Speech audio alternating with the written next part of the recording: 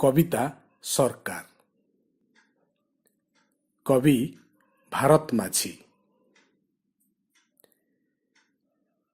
କିଆରୀରେ ବାଇଗଣ ତୋଳୁଥିବା ଦିଅର, କବାଟ କୋଣରେ କୁଞ୍ଚ ସଜାଡୁଥିବା ଭାଉଜ, ଦାଣ୍ଡରେ ଗୁଡାକୁ ଘଷୁଥିବା ବଡ଼ ମା, ହାଟରୁ ସୌଦା ଧରି ଫେରୁଥିବା ସାନ ଭାଇ, ଗ୍ରାମ୍ୟ ବ୍ୟାଙ୍କ ବାରଣ୍ଡାରେ ପର୍ଚି ଲେଖୁଥିବା ବାପା, ଏମାନଙ୍କ ଭିତରୁ କାହାକୁ କିମ୍ବା ଏମାନଙ୍କୁ ସମସ୍ତଙ୍କୁ ମାରିପାରେ ସରକାରର ଗୁଳି। ସମସ୍ତଙ୍କ ଛାତି ଉପରେ ତାର ବନ୍ଧୁକ ନଳି।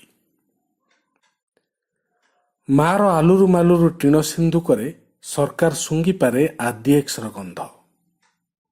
ପୁଅର ବସ୍ତାନୀ ଭିତରେ ପାମ୍ପଲେଟ ପୋଷ୍ଟର, ଆମ ଗାଁର ଘୁମୁରା ଗୁରୁଙ୍କୁ କହିପାରେ ଦେଶଦ୍ରୋହୀ, ଟ୍ୟୁସନ ଖୋଜୁଥିବା ଓଡ଼ିଶୀ ସାରଙ୍କୁ ମାନିପାରେ ଗୁପ୍ତଚର। ସରକାର ଯେତେବେଳେ ଯାହା ସହ ଖେଳିପାରେ ଖେଳ, କ୍ଷେତ ପଡ଼ା ବାସଘର ମନ୍ଦିର ଚଷମା ପୋଛି ଅନାଏ ଈଶ୍ୱର। ସବୁକିଛି କରିପାରେ ସରକାର। ଝୋ ଝୋ ଚତୁର୍ମାସ୍ୟାରେ ଟ୍ରକରେ ନଦୀ ଦେଇପାରେ ଗାଁ ବସ୍ତା ପରି। ମୋ ହାତ କହି ଆଉ କାହା ହାତର ସଇରେ ଛଡ଼େଇ ନେଇପାରେ ଘର। ମନ ଇଚ୍ଛା ଗୋଟେ ନାଁ ଦେଇପାରେ, ଅପରାଧୀ ଅଭିଯୁକ୍ତ ଆସାମୀ ମାଓବାଦୀ ବା ଅରବାନ ନକ୍ସଲ। ସବୁକିଛି କରିପାରେ ସରକାର। ଘରକୁ ବନେଇପାରେ ଜେଲ ଘର, ବିନା ପାଣିରେ ଡଅଁର, ବିକି ଦେଇପାରେ କ୍ଷେତ ଖଣି ଓ ଜଙ୍ଗଲ। ହୁଇସିଲ ସାଇରନ ଟଡ଼କ ଟଡ଼କ ବୁଟ ବାୟୋନେଟ ଧାରା 144, ଲାଠି ଗୁଳି ଗୋରଡ଼ାରେ ସବୁ ପୋଲିସ।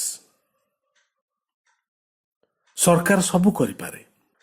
କଲିଜା ପାପୁଲି ଥନ ଆଖି ଅନ୍ତନଳୀ ଲିଙ୍ଗ କାଟି ନେଇପାରେ। ନ୍ୟୁଜ ପ୍ରିଣ୍ଟ କ୍ୟାମେରା ଫାଳିକିଆ ଦିଫାଳିଆ ତିନିଫାଳିଆ ଜିଭ ସବୁକିଛି ଖର୍ଦ୍ଦି କରିପାରେ। ସବୁ ଭୂମି ବଦ୍ଧ ଭୂମି। ରକ୍ତପାତ ଜାତୀୟ ଖେଳ ଜାଣେ ସରକାର।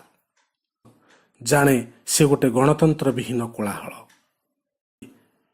ଏତେ ପରେ ବି କହ ତ ସରକାର, ତତେ ଡରୁ ନଥିବା ଲୋକକୁ ତୋର କାହିଁ ଏତେ ଡର?